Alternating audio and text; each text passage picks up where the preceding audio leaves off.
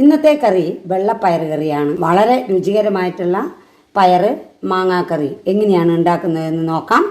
ഒരു ചീനച്ചട്ടി അടുപ്പത്ത് വെച്ച് 2 ഗ്ലാസ് പയർ ഞാൻ എടുത്ത് വറുക്കാനായി വെച്ചിട്ടുണ്ട്. നല്ലപോലെ വറുത്തെടുക്കണം. അതിന് ശേഷം കുക്കറിലിട്ട് നമുക്ക് വേവിക്കാം. പയർ നല്ലതുപോലെ വറുത്ത് വന്നിട്ടുണ്ട്. ഇനി നമുക്കിതിനെ കഴുകി കുക്കറിലേക്കിട്ട് വേവിക്കാം. വെള്ളപ്പയർ കഴുകി കുക്കറിലിട്ടിട്ടുണ്ട്. അതിലേക്ക് ഒരു 4 ഗ്ലാസ് വെള്ളം കൂടെ ഒഴിച്ച് കുക്കർ അടച്ച് വെച്ച് വേവിക്കാം. പയർ വെന്ത് വന്നിട്ടുണ്ട്. അതിലേക്ക് ഒരു പച്ചമാങ്ങ ചെറിയ കഷ്ണങ്ങളാക്കി മുറിച്ച് വെച്ചത് ചേർക്കുകയാണ്. പയറിനോടൊപ്പം ചേർന്ന് 1 സ്പൂണ് മഞ്ഞൾപ്പൊടി കൂടെ ചേർത്ത് പയർ വേവിക്കുക.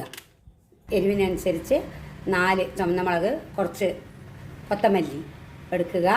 ചീനച്ചട്ടിയിലിട്ട് നല്ലതുപോലെ വറുത്ത് എടുക്കുക. അതിലേക്ക് 1 മൂടി നാളികേരം ചിരകി വെച്ചിട്ടുണ്ട്. അതുകൂടെ ചേർത്ത് നമുക്ക് അരയ്ക്കാം. 1 ഉള്ളി കൂടെ ചേർത്ത് വരുമ്പോൾ അരപ്പ് തയ്യാറാവും. ആദ്യം മല്ലിയും മുളകും മിക്സിയിലിട്ട് അരയ്ക്കുക. അതിന് ശേഷം നാളികേരം ചേർത്ത് ഒന്നുകൂടെ അരയ്ക്കുക.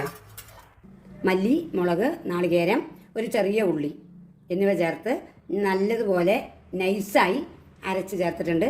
ഈ അരപ്പ് നന്നായി അരയണം, എങ്കിൽ മാത്രമാണ് കറി നന്നാവുക. കുക്കറിലേക്ക് ഈ അരപ്പ് ചേർക്കുക. വേണ്ടത്ര അളവിൽ ഉപ്പ് ചേർക്കുക. നന്നായി ഇളക്കുക.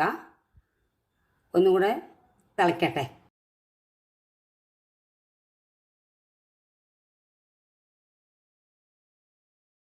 പയർ കറി തിളച്ച് വരുമ്പോഴേക്കും ഒരു ചീനച്ചട്ടി അടുപ്പത്ത് വെച്ച് അതിലേക്ക് എണ്ണ ഒഴിക്കുക.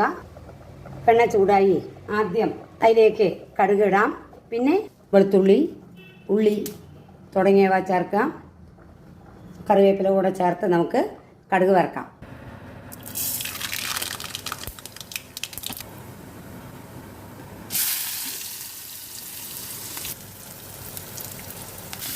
ചുമന്ന് വരുന്നത് വരെ ഇളക്കുക. അടുപ്പത്ത് വെച്ച് ഇളക്കുക. അതിന് ശേഷം നമുക്ക് കറിയിലേക്ക് ചേർത്താൽ മതി. നല്ല മണം ഉണ്ടാവും.